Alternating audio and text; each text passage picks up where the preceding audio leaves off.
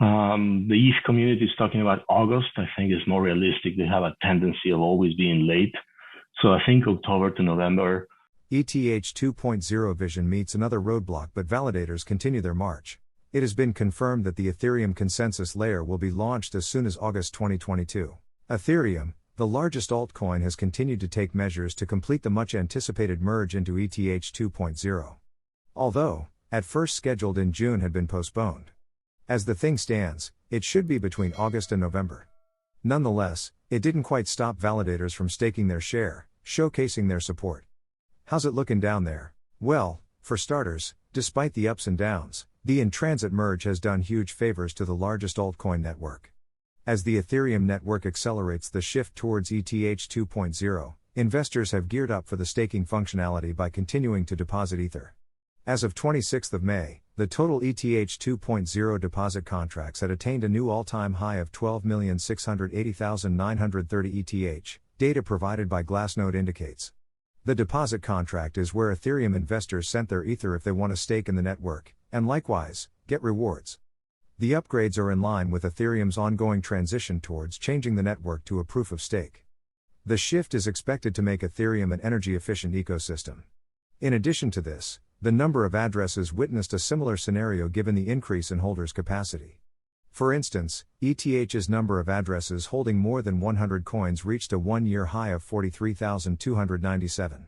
Even though the said mark didn't quite match the previous ATH, at least investors remained hopeful. Here's another positive sign. The number of Ethereum addresses with a non-zero balance hit a new all-time high, just like it did at this time last year. Now more than 81 million addresses holding some amount of the second largest cryptocurrency by market cap, according to blockchain data site Glassnode. These developments, coupled with the latest drop in the fee structure, could trigger a price rally soon. What do you put in terms of odds that the merge happens before year end? Because let me explain this way. I think the ETH community would say very high odds. I think the Bitcoin community would say very low odds. And that's just the nature of tribalism, et cetera. Like, how do you think about what the actual odds are that occurs this year? I think it's about 90%. The East community is talking about August. I think it's more realistic. They have a tendency of always being late. So I think October to November and something that happened and basically things getting delayed again, it makes sense. So that's why I'm saying somewhere between October and November. I think that makes sense. And I put the likelihood of it being really this year extremely high. The thing I'm concerned about is two things. One is, I hope it doesn't happen, but I think it's very real that, let's say 30%, 50%, 60%, I don't know the probability, but there's a real scenario where basically we go through a repeat of 2018, basically Q4 and crypto just collapses. Hope doesn't happen, can happen.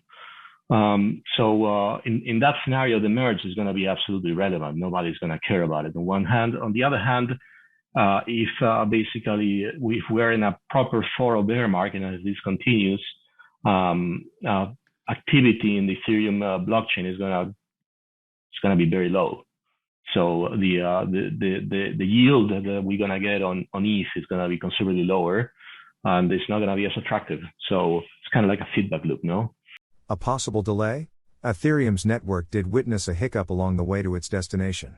The Ethereum beacon chain, which will be crucial to the Ethereum merge scheduled for later this year, experienced a potentially high-level security risk known as a blockchain reorganization. This error could happen either through a network failure, such as a bug, or a malicious attack, temporarily resulting in a duplicate version of a blockchain. The longer a reorg lasts, the more serious the consequences. To make things worse, ETH plunged to its lowest level against Bitcoin in October 2021. Today's pullback saw ETH's dollar value plunge 7%, leaving some 86 millions in liquidated positions. After years of delays, the merge is finally here. However, there is some concern over what will happen to the price of Ethereum once proof of work is turned off. Currently, over 13 million ETH is staked in ETH 2.0, and there are concerns that this $26 billion worth of ETH will flood the market following the merge as investors unstake and sell the news. Self-proclaimed DeFi educator and member of DeFi Omega Corp broke down the potential impact of the merge and the resulting unlocking of millions of ETH. Staked ETH won't be unlocked immediately. Corpy pointed out that the merge won't enable withdrawals, as that is planned for another Ethereum upgrade slated to occur after roughly 6 months to 1 year. Corpy explained further that, to withdraw ETH, a validator must exit the active validator set, but there is a limit to how many validators can exit per epoch. There are currently 395k validators, active plus pending. If no new ones are set up, highly unlikely, it will take 424 days for all of them to exit. Unlocked ETH will be released slowly.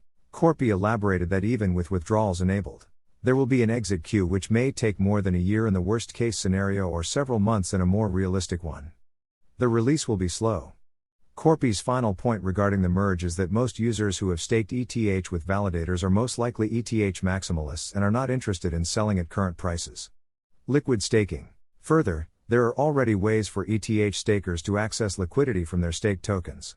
For investors who are not running their validator nodes, it is common to receive tokens such as BETH in return for staking ETH with a validator. These ETH tokens are tradable on the open market, thus releasing liquidity. Therefore, those investors who are not already a part of the validator infrastructure do not need the merge to happen to access their liquidity in most cases.